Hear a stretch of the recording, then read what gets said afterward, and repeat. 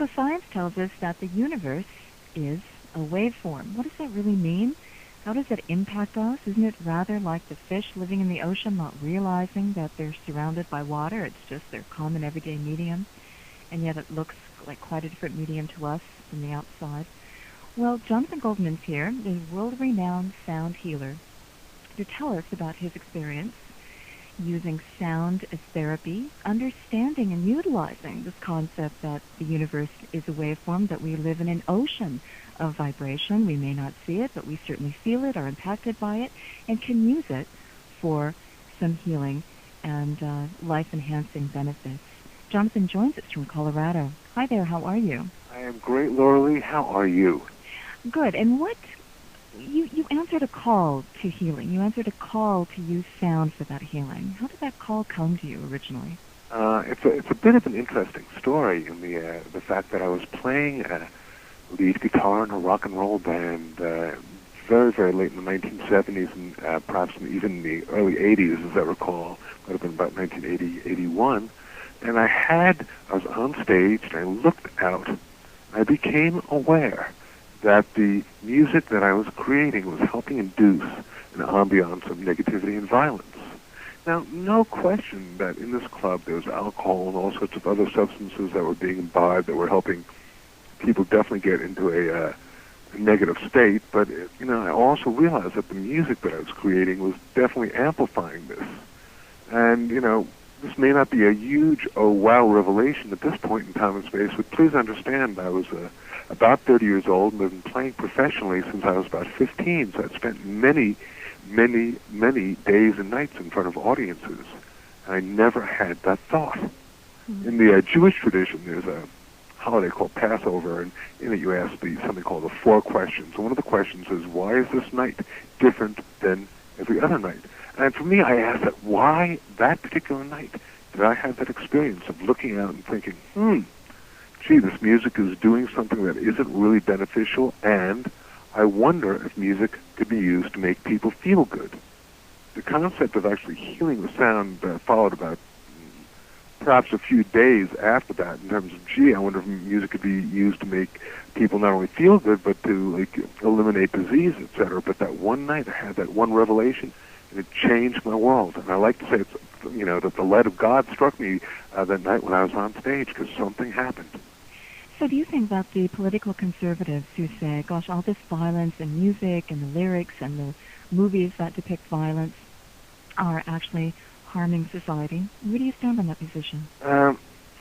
Really, I believe that the music is an indication of, for the most part, where the society is, as opposed to the causation of the society going somewhere. And in fact, in most societies, the musicians and the artists have always been the visionaries, the shamans, the people who basically introduce the new forms. And express in artistic forms what's already happening. Right, and open up new doors and new gateways. I mean, that's one aspect of the sound work. Number 2, if you think about the fact that anytime huge dictatorships take over, what they usually do is the first thing they do is ban music, so that there is no creative expression, and that's really another way to subjugate people. Mm-hmm. And then lastly, regarding that whole question, without giving away my age at least, I remember my parents reacting violently to the Beatles.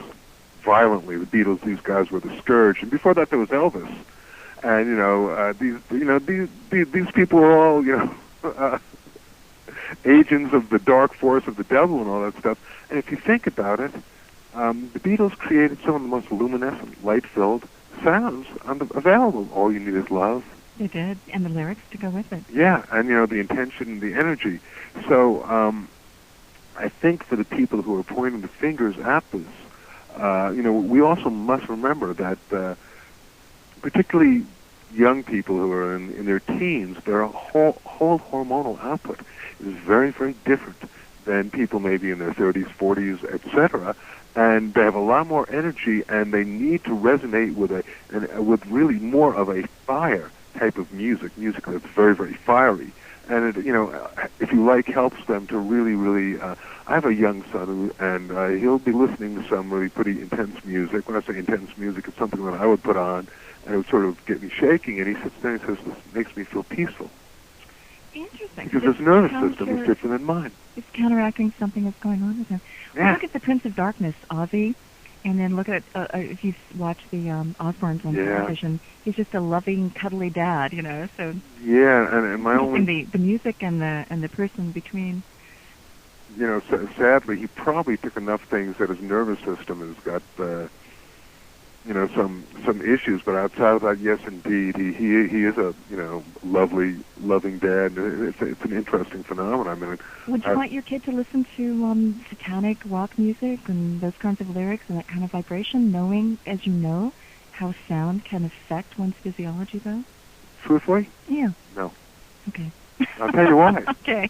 I mean, I will tell you. It's a potent source of influence. Yeah, well, I mean, and I will also say that, Ozzy may be cuddly, but, I please understand that. I mean, I was around when Black Sabbath first came out, and I was going, oh, my goodness gracious. But, in my book, Healing Sounds, and we'll talk about the actual how sound can be used as a healing modality, but right now we're talking about music, which is a little different. Yeah. And in my book, Healing Sounds, though, is this formula, which is frequency plus intent equals healing.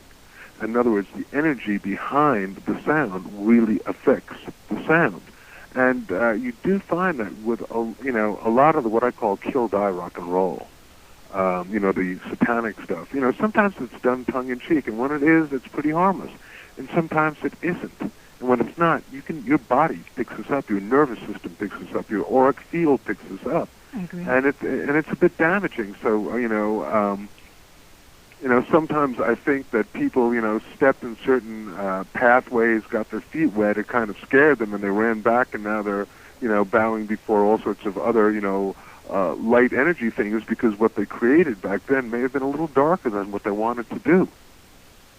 I mean, I remember a well-known medical doctor who initiated a lot of the work with music and kinesiology. And kinesiology, of course, is muscle testing.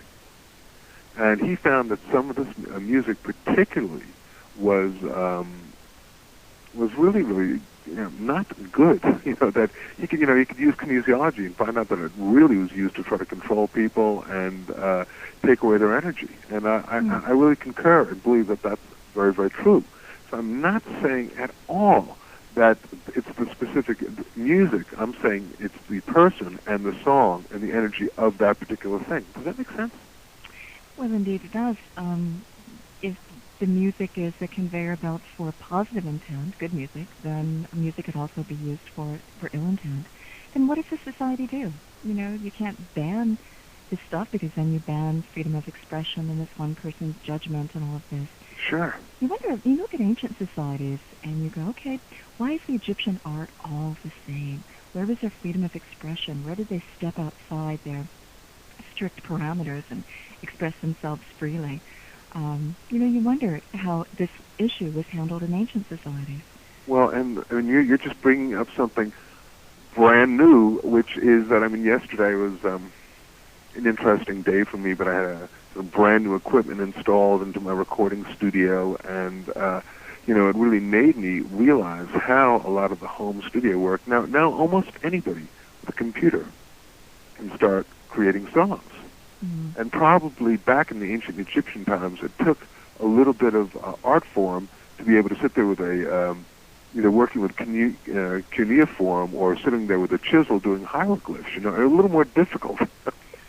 A lot of training, and then of course the state was supporting the artists and could dictate what art to produce. Right. You never find any art there that was outside the norm, other than a couple of periods where it was sanctioned by the state. The state decided to change its mind, like with Akhenaten. But when they do go around smashing art that was freely expressed, and none of it would survive, you wonder. Well, there are stories of Napoleon and his men just, and that's just one level, just getting into Egypt and, desecrating all this stuff, and you wonder what happened in generations before and generations before. That's a great thought. What happened to the Zap comics of ancient Egypt? Well, so you could look at the walls, drawings and go, okay, they're like comic book form because you have one scene following to the next and all of that. But, you wonder, a society that's heading and geared towards spiritual enlightenment, which one assumes the ancient Egyptians were, how did they handle freedom of expression? How did they handle it when some members said, I need something a little more raucous and raw to calm my nerves, how do you Well, this is bringing in something, gosh, not only is time really, compressing, so things are going faster, but there's been really a lot of stuff happening, for me at least, in the last few weeks. And in particular, I have been recently asked, this fellow basically created this nightclub in Dublin called Spirit, and which works with body, mind, and spirit, and it's got 3 different levels, and he's opening one up in New York.